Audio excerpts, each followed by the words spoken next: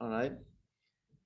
In today's lecture, we'll begin a new chapter. The main topic about this chapter is called feature diagrams, but feature diagrams is a type of diagram that we use to model something called the software product line. In a more general sense, software product lines are there existing for the allowing of variation. Okay, I'm going to create a product. I'm going to be pumping one product at a time, but I also want to have some variations in my product, which is what we see in any manufacturing line, like say in a car shop or anything like that. Car manufacturer where you see it's pumping like one car after another, but they're not all exactly the same. They're very similar, but they're not all exactly the same. All right, so let's do a screen share now. Okay, here we go. This chapter actually has very practical applications. We'll see that actually hopefully today. We'll see that in a matter of a few minutes, inshallah. Okay, so we're going to be talking about software product lines, commonly known as SPL. Okay, we're going to introduce it. Then we're going to look at one way to model software product lines, which is feature diagrams. Now, feature diagrams is one way to model software product lines. All right, it's not the only way, but it's one of the most common ways, pretty much the de facto way. Um, but the concept of software product lines in general and feature diagrams are different. All right, so the concept of software product line is about the manufacturing line of software, just like it is with anything else. And feature diagram is the tool that we use to model the variations that can exist in that software product line. Obviously, we'll get into all of these concepts in a moment, and we'll show a whole bunch of examples about feature diagrams, the syntax, and even some exercises. We might even get into doing some exercise today. Okay, so the motivation behind product lines in general, okay, be it software or cars or anything, okay, back in the day, the way it was all over the world is that when you wanted a product, something had to be done by hand. That's way before the Industrial Revolution, okay? And there would be somebody in the town that you lived in that does this product by their hand. You go and ask them, you say, this is what I want, right? This is how exactly I want it. They do it specifically for you. It's a custom made job, okay? And they do it from scratch. And then the next customer comes in and then they do another product from scratch, given the customizations that that customer wanted, and they deliver it to them, right? And that's the way it used to be before the Industrial Revolution. To some extent, that still does exist. I mean, if you go to the El-Wirash, you might actually go there and ask for, say, a piece of furniture to be done for you specifically. Okay, not as common as it is used to be, but it still exists to some extent. Okay, but they by the number of people who could afford to buy various kinds of products increased. Okay, so now we're talking not talking about small towns that has 100 or 150 people. The automotive industry was the first to invent something called the product line. Okay, matter of fact, let me show you a picture of this. So this is the Ford product line. This is back in the day, like you can see, it's a very old picture. Okay, but as you can see with those gentlemen standing there, that there is a line. Okay, there's a railway, there's a line, and everybody is standing at a station. They have one specific job to do in those lines. You can have a car in any color as long as yeah, black or white, I suppose. Yeah, I mean, you're right, the variation didn't exist that much back in the day. But anyway, you can see where the word line comes from. You can, I don't know if you can see the mouse. I mean, let me just make sure I have the laser pointer. This is the line, right? And you produce and you're pumping one product at a time. And it used to be like this station, everybody had that one specific job that they do at in the car before it is pumped out of the product line. All right. So going back to this, so the automotive industry were the first to think of this thing about product lines, and this is kind of like the ABCs of industrial engineering. And they realized that they can mass produce a product uh, and be a lot quicker to produce, and it's also a lot cheaper to produce than if we get a request for a car, build it from scratch by hand, and then wait for the next request and start to build it from scratch again. Okay. Um, in the restaurant industry, um, the first is supposed to capitalize on this idea that I'll build it before somebody actually specifically requested was, I think McDonald's was the first to think of this, and they streamlined their restaurant operations. And they know people are going to come and ask for these burgers, so might as well just create them ahead of time. Within 5 minutes, somebody's going to order them. Okay. Now, if I have this in my mind, then I don't have to wait until the person comes and orders, then to begin cooking. Okay. Now, with the product line, it became faster and cheaper for companies to produce products.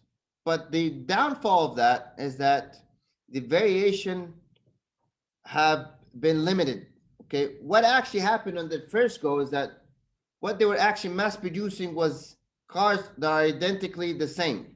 Okay. So matter of fact, what Abdullah was just saying a moment ago said they can have a car in any color as long as it's black. That's actually true. I don't know about Ford Model T, but I'm sure this one doesn't exist anymore. But I'm pretty amazed, Abdullah, with your car history knowledge. That's pretty impressive, I have to say. That car, that was the car, I'm pretty sure. Okay. All right, I'll take your word for it. I don't know. Honestly, I don't know what car model that is. Although I drive a Ford myself, but I don't know what that one is. All right. So this led to the advent of the concept of something called mass customization. Okay. Now, when everybody was producing the same, when the product line was producing the same car over and over again, they realized that despite each car now costing me less time and money to produce, not everybody wants. Yeah, actually, it says Model T block. Yeah, good job, Allah Abdullah. Amazing. I've taught that lecture so many times. This is the first time I actually noticed that. Anyway, that not everybody wants the same kind of car. And because of that, the sales have actually began to drop. So it doesn't do me a lot of good that I'm producing things cheaper, but at the same time, the sales is actually dropping. Okay. The industry have realized that no, people want individualized products, and that gave into the beginning of that mass customization. So the idea of mass customization is that I'm still going to have a line, a product line, but one where as I'm producing the cars, I take into account to some extent, some customization possibilities, and I put that in the car. So let's just say I'm talking about a car here, and the default color is black. Somebody says I want white, not a big deal. We can accommodate that. Okay. But if somebody says I want the car to be of a different width or length, then we have an issue, right? Because the product line is not going to produce that specifically for you. Okay. We're not going to expand the vehicle just for you. All right. The customization maybe then becomes a bit more difficult. Maybe if somebody wants 3 wheels instead of 4, despite how crazy that sounds, it is not something that that the car company would accommodate for you, because that just basically makes it a completely different product at this point. All right. Producing goods and services to meet individual customers' needs with near mass production efficiency. So what they did is that they found the sweet spot in the middle. Okay.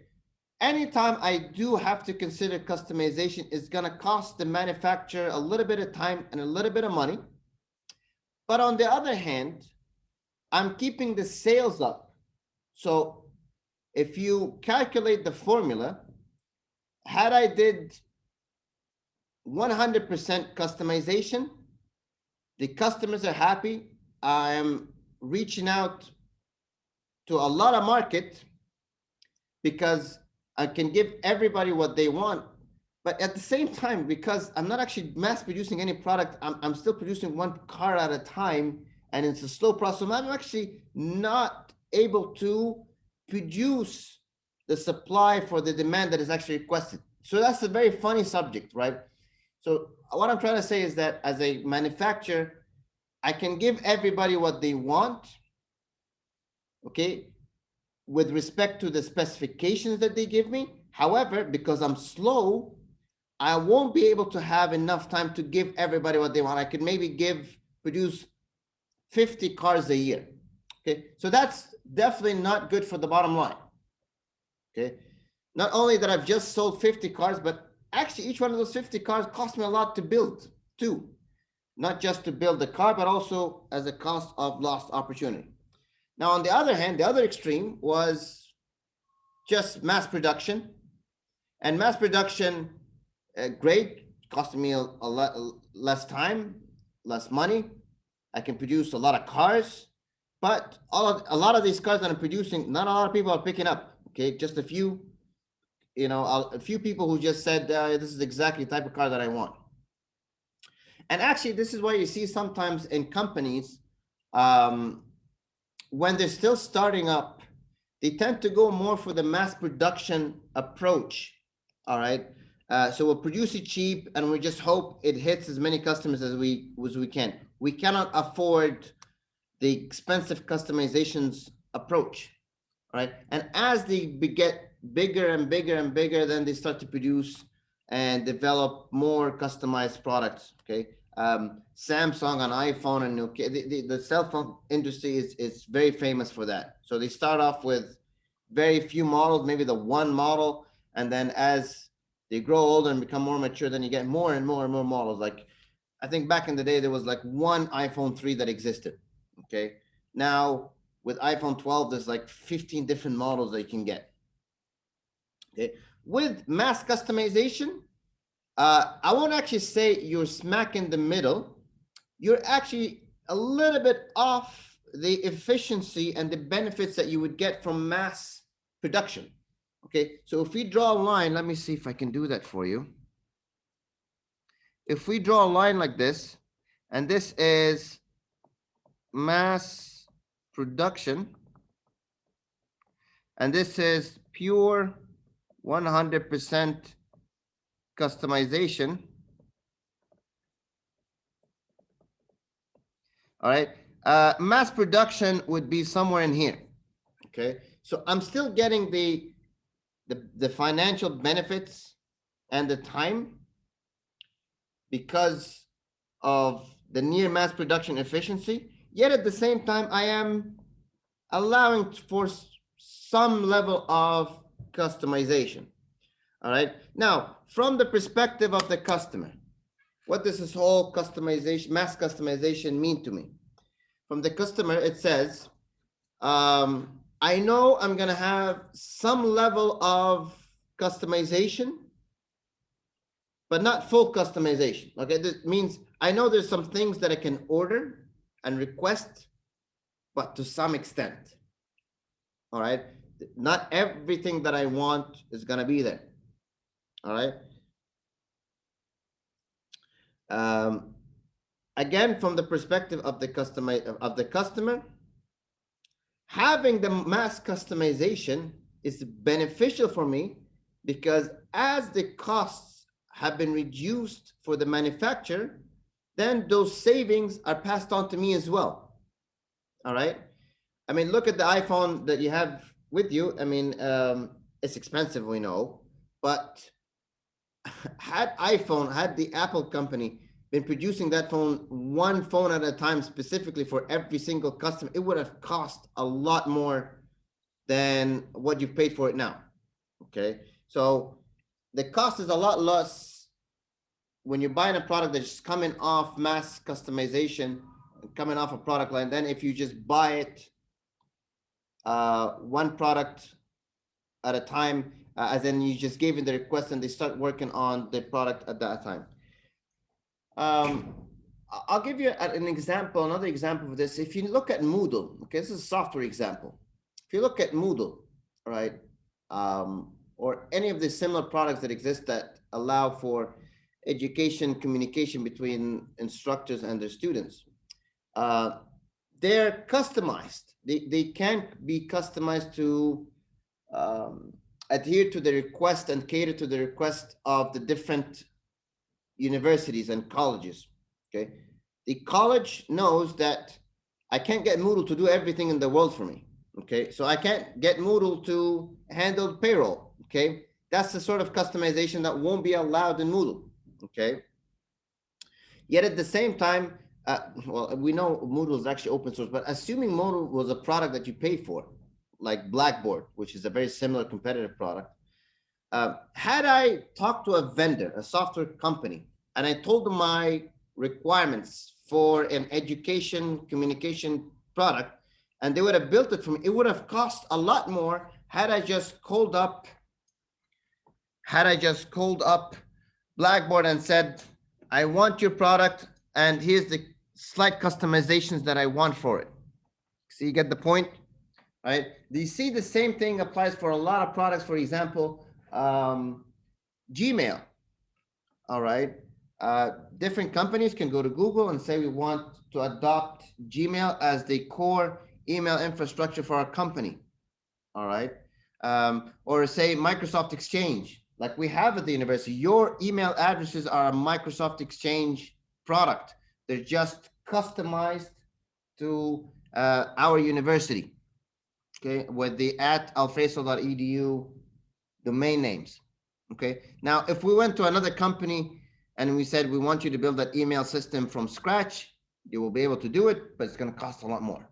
Now, from the perspective of the company, mass customization means I'm going to invest a little bit higher in the upfront infrastructure. Okay, so I know I'm going to be producing hundreds and thousands of cars, hundreds and thousands or even millions of phones. All right. Now I don't want to do a quick job like I would have done had I was just producing one phone for one customer and that's it. Right. I'm building a product. It's going to be a mass product. Okay. And so I want to build it. I want to put up a good investment. So I make sure that the design is good.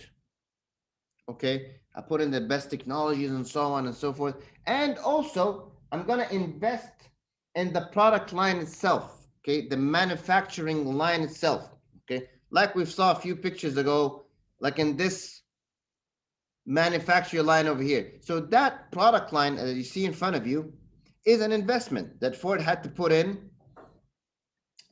to be able to produce cars in that fashion. That's an upfront investment. Okay, it's gonna slow down the production of the very first car. So even time-wise, it's gonna slow down the production of the first car. But after the first car is produced, second car comes quicker, third, fourth, fifth. They start pumping them one after the other, right? And then as you can see, you make up the time quite quicker than if you just keep going one car at a time, which you're building from scratch. All right. Also, if you think about it, right? If I actually would have produced that product line manufacturing, and I have done all of this upfront investment to produce just the one car, I can guarantee you that is the most expensive car in the world. Obviously, from a business sense, you don't produce the first car only, then you start pumping the second and the third and the fourth and the fifth and so on. The second car, if you think about it, the cost suddenly slices into half. And then the third car then is sliced into thirds and so on and so forth. And if you produce 1 million, then you can see that the costs have been spread over the million cars that you've developed. So actually the upfront cost is not that big of a deal. Okay. If you just produce the one or two cars, then it's very, very expensive. But we never create those sort of manufacturing lines just for production of one or two cars. also from the perspective of the company, mass customization means I'm going to reach a bigger market, which is good for profits in the longer run. Now, remember, a few minutes ago, I was saying that if you were building one product at a time for one customer at a time, it's one of those that I can customize. I can fully customize any product that for anybody in the world, okay, everybody in the world. But because I'm slow in creating the products, because I'm doing it for one customer at a time, I am guaranteed that I'm not going to be reaching a lot of people. Okay. Now, with mass customization and the fact that I'm pumping these products very, very quickly, I will be reaching a bigger market. So let's just take any example here, like a car manufacturer, right? If they're only producing 100 cars, not a lot of people are going to probably hear of that car to begin with. 100, by the way, is extremely low. Okay, extremely low. All right. If I'm producing a phone and I'm producing 10 million copies of that phone, I'm pretty sure that phone is going to reach a lot of people. And a lot of people are going to be able to get their hands on it, and everybody's going to be knowing of my product. All right. It's black and white photo. Obviously, you don't see it. It's red. Okay, I'm not sure if it was red. Okay, here we go. Now, what happens with companies is that they produce a platform. Okay, think of the platform as the car's chassis. Okay, so this little picture over here is a chassis, and every car has this chassis, and it's kind of like the core skeleton of the car. And then you start to put different things on top of it, and as you're putting the different things on top of it, you start to look at the customizations that are requested for that one particular car, and then you adjust it accordingly.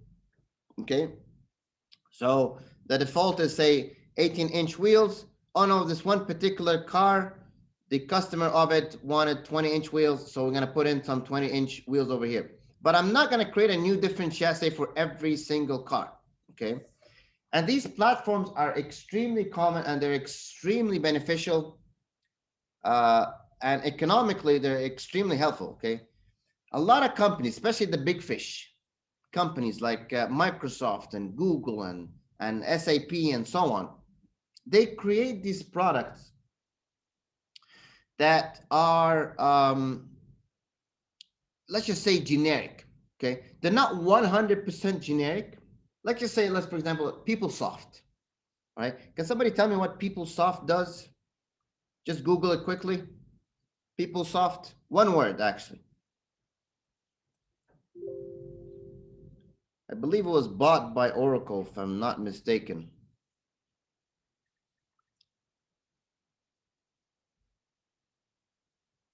Just do PeopleSoft and Wiki, then it will let you know what it is. Okay. Exactly. Well, it's not just management system, but more specifically, well, yeah, actually management systems, financial, human resources, and so on. Okay. Now, despite the fact that human resources sounds similar from one company to the next, and it is similar because a lot of the different concepts apply, yet at the same time, every company is not 100% exactly the same.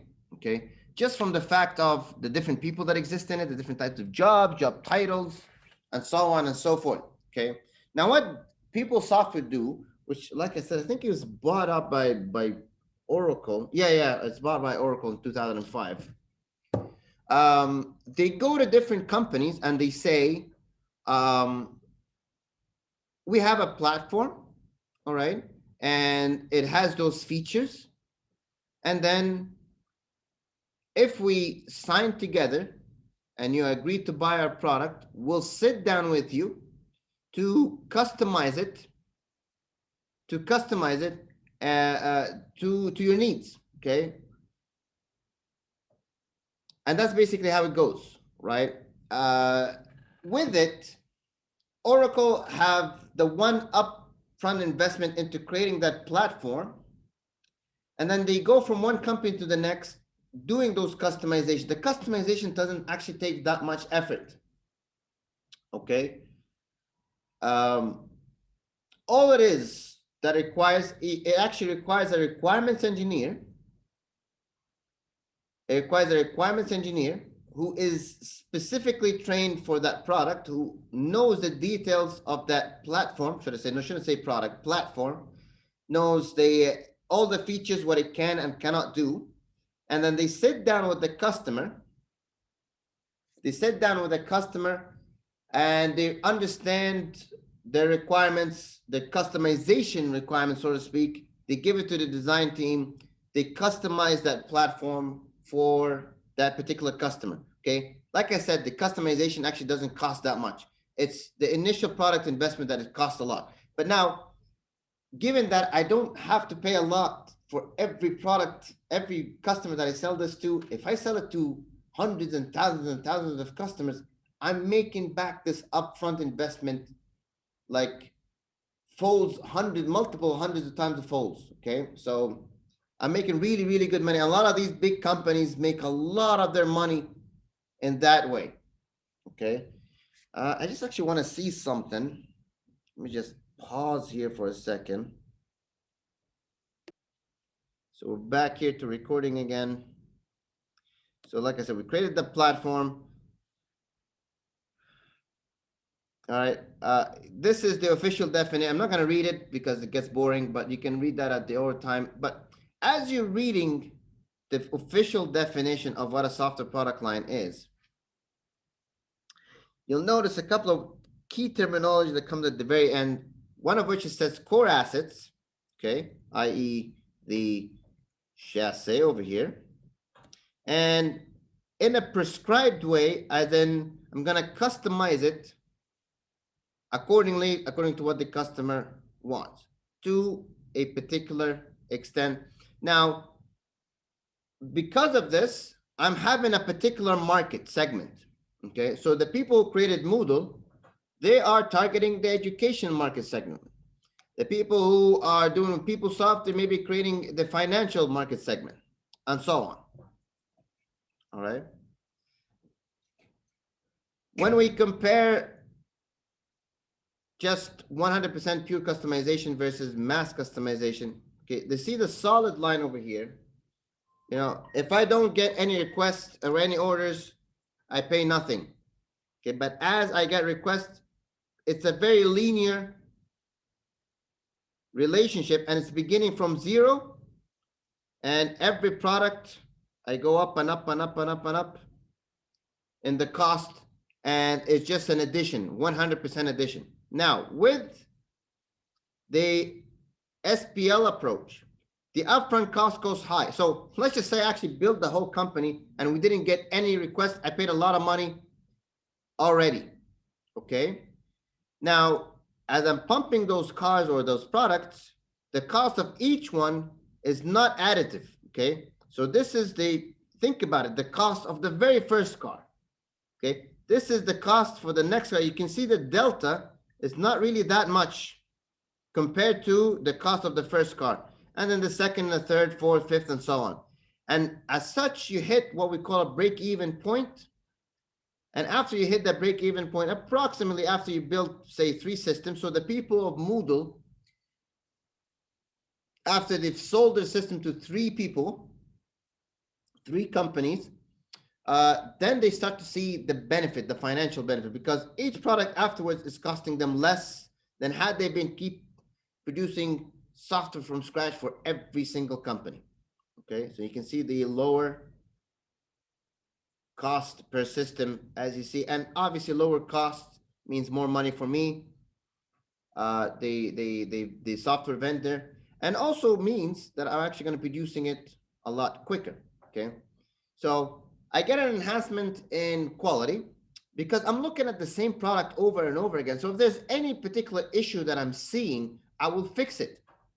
Okay, I don't want to give you a scary example, but for example, airplanes, they, like say Boeing, they produce, or Airbus, they produce airplanes with some customizations for the different airlines. All right. If there's an issue, God forbid, with any particular model in the airplanes, then they can fix it. All right. Now, it's because they're seeing the same model over and over and over again.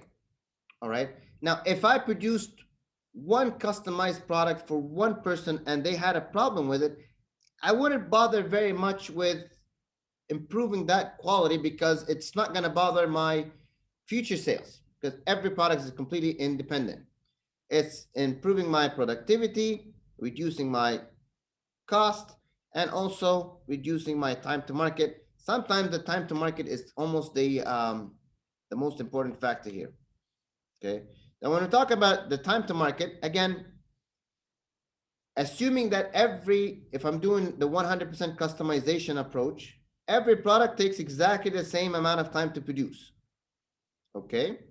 But with the SPL approach, the first one is going to cost me the most amount of time.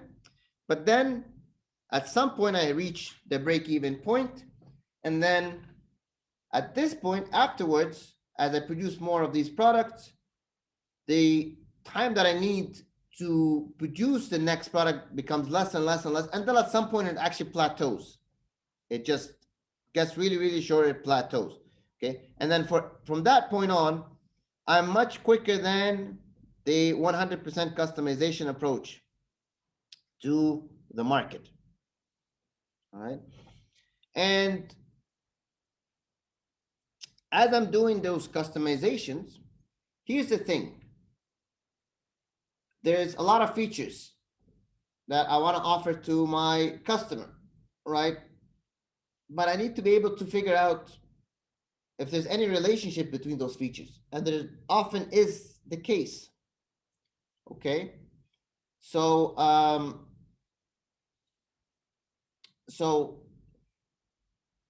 how do I see those relationships, those dependencies? Okay, could be positive dependencies, could be negative dependencies. How can I see them? I see them by modeling them. And one way to model them is to model them through feature diagrams. But before we get into that, okay, let me step out here for a moment and give you a live example of software product lines and feature diagrams in the real world, okay? So let me share a different screen with you here. Okay. I'm pretty sure all of us must have done this at some point or another. Okay. Every car manufacturer, just about every car manufacturer has that. I'm pretty sure everybody has it. And it's kind of like a build your own car thing. If it would actually load.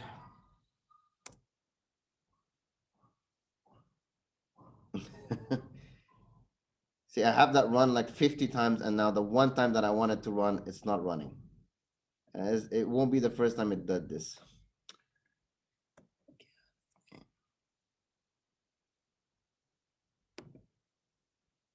So let me just use a different website. Maybe it will look, yeah, there we go. So if I go,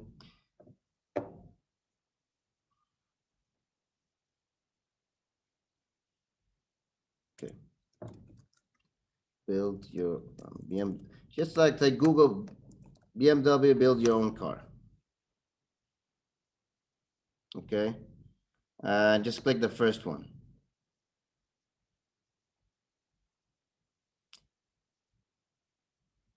All right, so let me just do a hard refresh. For some reason, it's not loading.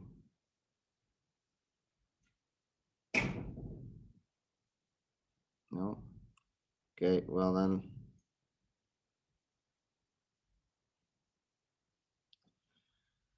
Well, that's not good.